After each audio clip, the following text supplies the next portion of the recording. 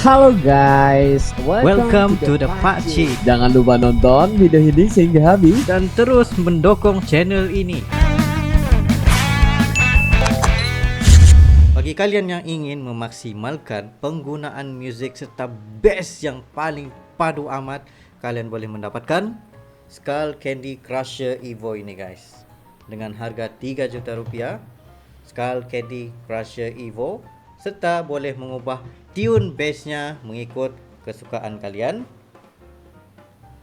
Dan kalian boleh merasakan bass yang paling mantap pada headphone ini guys. Jangan lupa mendapatkan headphone ini. Assalamualaikum warahmatullahi wabarakatuh. Kembali lagi dalam The Pakcik Is dan juga Arili. Assalamualaikum guys, apa kabar kalian? Semoga sehat-sehat selalu guys. Alhamdulillah kita bertemu lagi di channel The Pakcik, channel yang memberikan kita informasi, entertainment dan juga reaksi yang jujur aja ya guys. Alhamdulillah, terima kasih kepada kalian yang terus mendukung channel ini sehingga ke hari ini. Dan juga kepada teman-teman kita yang baru saja mampir ke channel The Pakcik, kita mengucapkan selamat datang, selamat bergabung. Insya Allah kita bakal bikin video yang terkini, terkeren, terviral, apa saja positif bakal kita sikat guys. Untuk kali ini kita bakal melihat daripada channelnya Info di sana, yang mana Presiden Jokowi tancap gas hilirisasi emas hijau. Oh, apa tuh guys? Tancap gas hilirisasi emas hijau. Apa itu sebenarnya emas hijau guys? Yes, jadi guys, mari ayo kita simak sama-sama nih videonya dalam 3, 2, 1 and go. Produk-produk kelautan banyak sekali. Sekarang mungkin yang ramai ke depan, yang akan kita ramein itu rumput laut.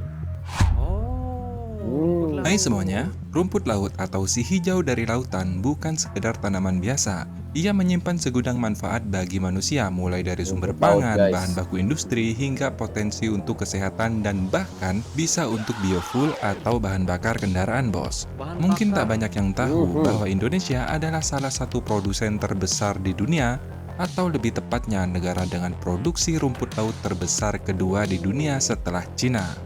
Namun sayangnya, selama ini rumput laut di Indonesia masih diekspor mentah, sehingga tidak banyak menghasilkan nilai tambah. Maka dari itu, pemerintah saat ini bukan hanya serius menggenjot produksi rumput laut Indonesia, namun juga mulai fokus hilirisasi, geng. Nah, bagaimana bentuk hilirisasi rumput laut ini? Apa saja produk yang dihasilkan dan bagaimana dampak ke masyarakat secara langsung? Dan di mana nih kira-kira yang dijadikan basis produksi rumput laut? Penasaran? Lanjutkan tonton video ini, bos. Mengutip dari Seaweed Insight, data terakhir 2020, Indonesia memproduksi sekitar 9,7 juta ton rumput laut dan sebagian besar diekspor ke Cina, Korea Selatan, Chili, Vietnam, Filipina, dan Perancis. Hal ini senada dengan data Lembaga Pembiayaan Ekspor Indonesia atau Indonesia Exim Bank yang mengungkapkan Indonesia menempati peringkat kedua sebagai negara eksportir rumput laut terbesar di dunia. Presiden Jokowi juga menegaskan Indonesia memiliki pesisir terpanjang di dunia sehingga pengolahan rumput laut dalam skala besar bisa dilakukan. Maka dari itu, kita memang saat ini masih di posisi kedua bos sebagai eksportir rumput laut. Namun bukan hal yang sulit menjadi nomor satu di dunia jika kita benar-benar serius. Yang paling bikin kita seneng bos, program ini juga mendapatkan respon yang positif dari penerus Bapak Jokowi, yaitu Prabowo Subianto.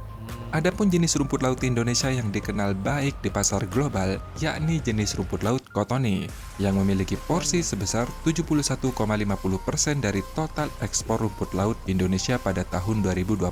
Selain itu, ada jenis rumput laut Gracilaria, yang menjadi produk ekspor rumput laut terbesar kedua dengan porsi 11,89% yang biasa digunakan sebagai bahan baku pembuatan agar-agar. Dan yang lebih hebatnya lagi bos, jenis rumput laut yang dimiliki Indonesia yakni jenis rumput laut yang memiliki nilai harga yang paling mahal. Hal ini karena rumput laut dengan nama lengkap Glaracia spinosum memiliki kandungan keragenan yang tinggi, yang memiliki manfaat dan banyak digunakan dalam industri makanan, farmasi, dan kosmetik. Dari segi rasa juga paling nikmat, geng. Nah, sekarang pemerintah kita punya program baru nih, bukan hanya fokus untuk menggenjot hasil produksi semakin banyak, tapi juga bakal fokus untuk hilirisasi. Mengutip dari situs resmi Kemenkomarves, lebih dari 70% luas Indonesia adalah lautan dan sekitar 12 juta hektar yang dialokasikan untuk budidaya rumput laut. Dan gak main-main, bahkan pemerintah sudah memiliki pilot project di Lombok Timur dengan luas sekitar 100 hektar, di mana pilot project tersebut dibentuk untuk menguji teknologi dan mekanisme baru dalam budidaya rumput laut yang lebih efisien dan lebih efektif. Luar biasa. Sekaligus seberapa besar keuntungan yang akan didapat jika dikembangkan secara maksimal. Pilot project ini sudah dipikir matang pemerintah sejak 2 tahun yang lalu.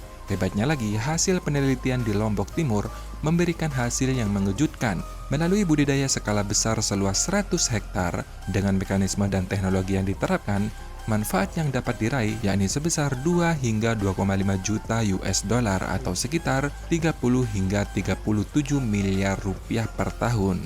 Dari sisi penciptaan tenaga kerja langsung juga terbilang baik, karena ini merupakan jenis usaha padat karya, sehingga banyak sekali menyerap tenaga kerja.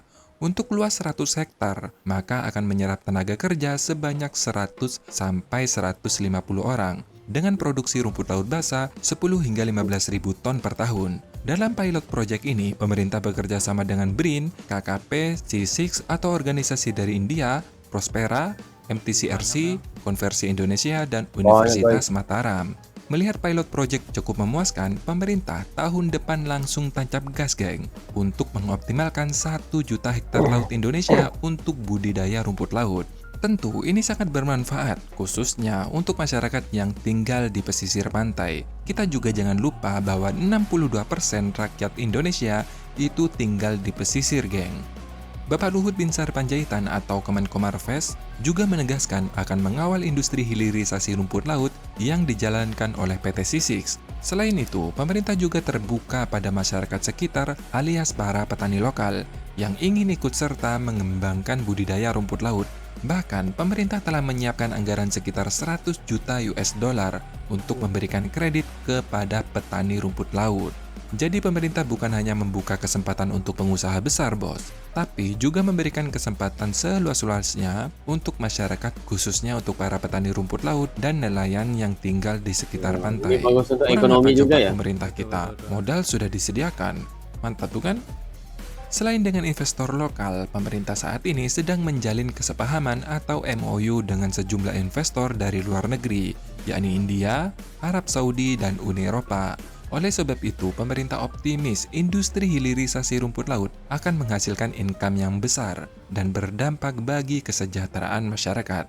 Keseriusan pemerintah dalam hilirisasi rumput laut sebenarnya sudah terlihat sejak bulan Oktober 2023, di mana Presiden Jokowi telah memberikan sinyal bakal melarang ekspor rumput laut mentah. Hilirisasi yang ingin kita lakukan adalah hilirisasi yang tidak hanya pada komoditas mineral, tapi juga non-mineral, seperti sawit, rumput laut, kelapa, dan komoditas-komoditas potensial lainnya, yang mengoptimalkan kandungan lokal, yang bermitra dengan UMKM, bermitra dengan petani, bermitra dengan nelayan, sehingga manfaatnya terasa langsung bagi rakyat kecil. Upaya ini sedang kita lakukan dan harus terus dilanjutkan.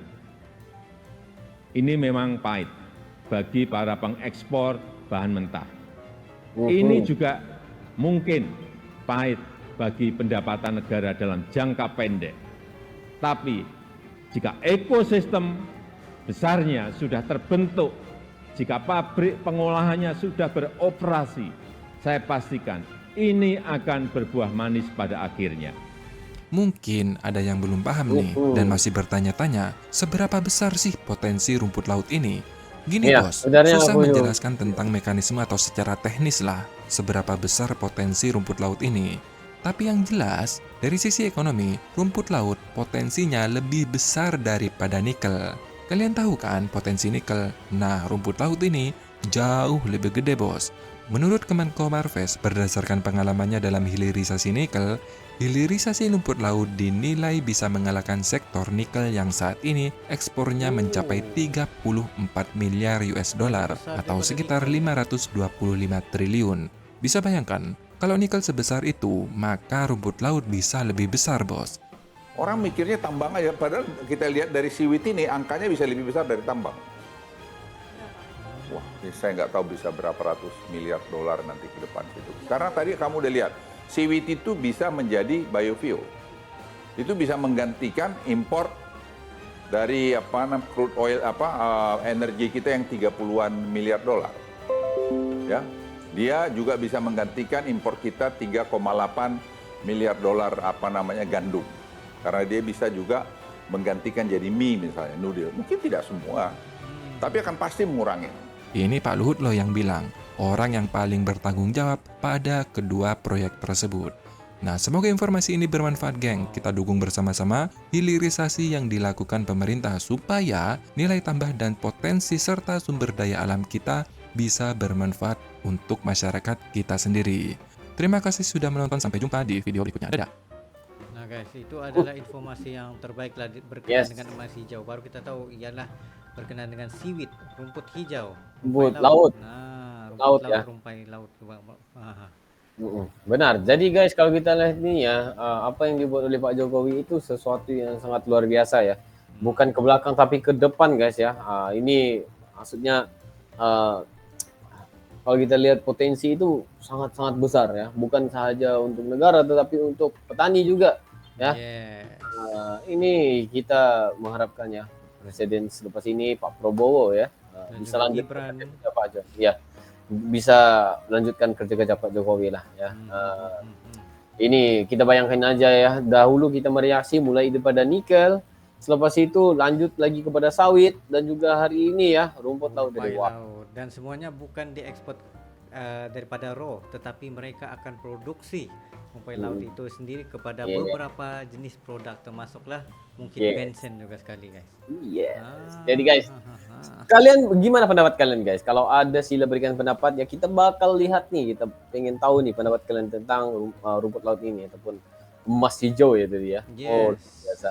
Jadi mungkin itu saja untuk kali ini Baci ya. Yes, itu saja daripada kami berdua. Sekiranya kalian ada lagi seberapa video untuk tirasi, just komen dan video beserta dengan insyaAllah kami akan coba yang terbaik untuk mensajikan video-video Anda. Ya, mungkin itu saja untuk kali ini. See you for the next video. Assalamualaikum warahmatullahi wabarakatuh.